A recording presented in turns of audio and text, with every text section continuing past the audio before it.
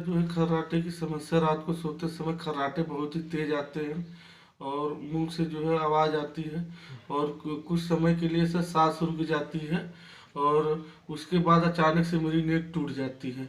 उसके बाद फिर जो है खर्राटे की वजह से मेरी गला वाला सूख जाता है, तो फिर मैं पानी पीता हूँ।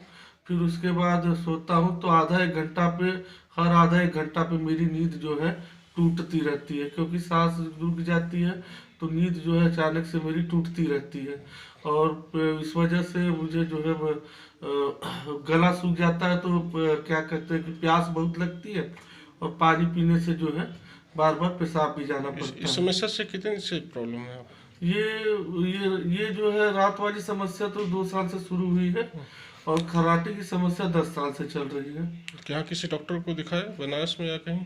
डॉक्टर साहब, बहुत डॉक्टरों से कंसल्ट किया लेकिन मुझे कोई सही सलाह नहीं देता था। सब लोग सिर्फ कहते थे वेट कम करिए, वेट कम करिए। ब्रीथिंग में कैसे आना हुआ?